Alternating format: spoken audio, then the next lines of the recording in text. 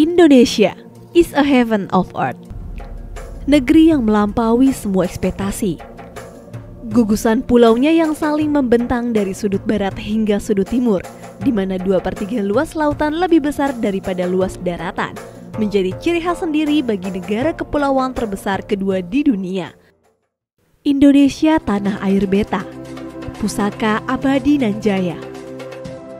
Sebagai negara yang berada pada perlintasan dua benua dan dua samudera, Indonesia termasuk negara yang rawan dari sisi keamanan laut, baik keamanan laut yang bersifat lokal, nasional maupun internasional.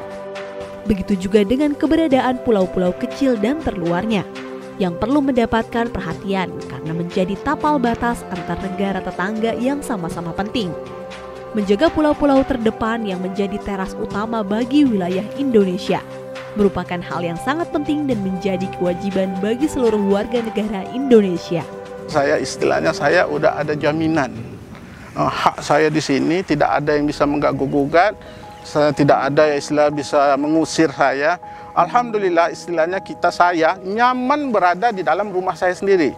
Kalau seandainya nggak ada sertifikat, istilahnya saya berada di rumah tapi was-was, takut diusir sama orang lain karena aturan-aturan mereka.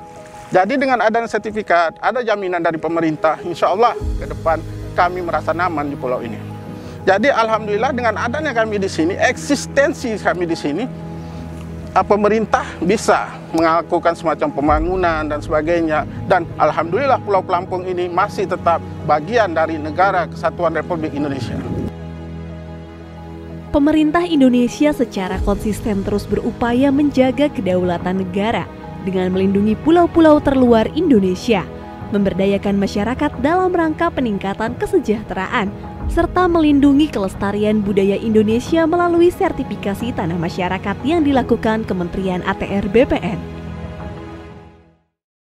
Kami bangga memang dengan pemerintah hari ini, yang di pesisir pun sudah bisa disertifikat semua. Jadi memang sekali lagi saya sebut, memang bangga memang Bu. Puas kami sebagai masyarakat puas. Jadi hak kita sebagai masyarakat itu memang ada. Kita tinggal di suatu pulau ini, kita tidak mengaku-ngaku ini pulau kita. Sebagai negara kepulauan, budaya maritim pun menjadi bagian yang tak terpisahkan dari kehidupan masyarakat yang memiliki kearifan lokal dalam mengelola dan memanfaatkan sumber daya laut. Interaksi ini dimungkinkan karena kehidupan masyarakat yang bermukim di kawasan pesisir memang bergantung pada laut.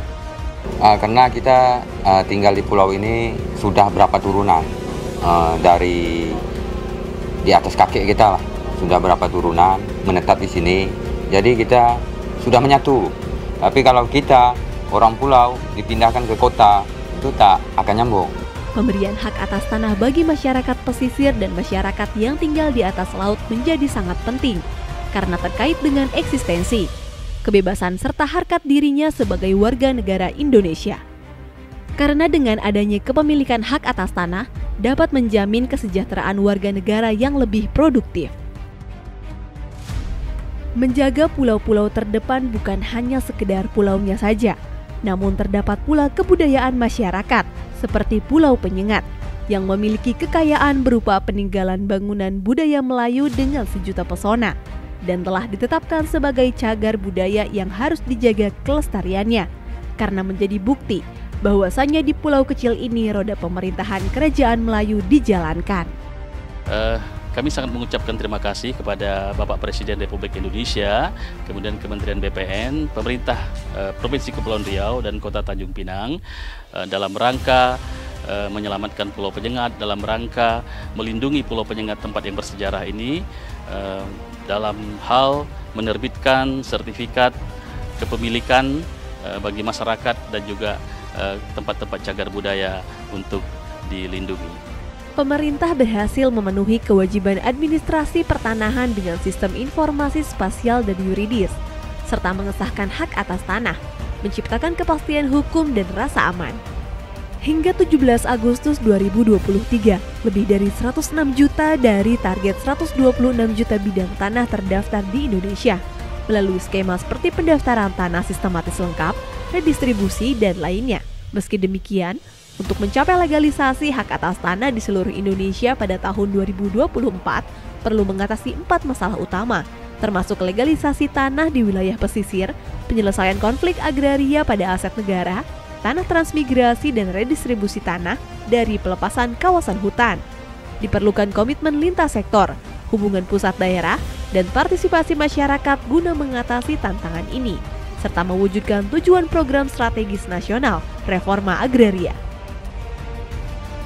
Dalam rangka mendukung pelaksanaan gugus tugas reforma agraria, saat ini Kementerian ATR BPN menghadirkan platform Bumi GTRA yang merupakan wadah informasi GTRA tingkat pusat, provinsi, dan kabupaten atau kota, guna mempercepat penyelesaian permasalahan pertanahan yang menjadi agenda dari reforma agraria yang berbasis digital, dengan prinsip keterbukaan dan kemudahan akses data dan informasi.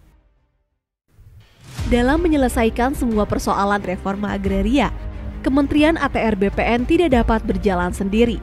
Diperlukan adanya kolaborasi dan komitmen bersama dari seluruh unsur pendukung dan pemangku kepentingan untuk berkontribusi mewujudkan cita-cita reforma agraria demi mensejahterakan rakyat. Untuk itu, negara hadir melalui GTRA Summit.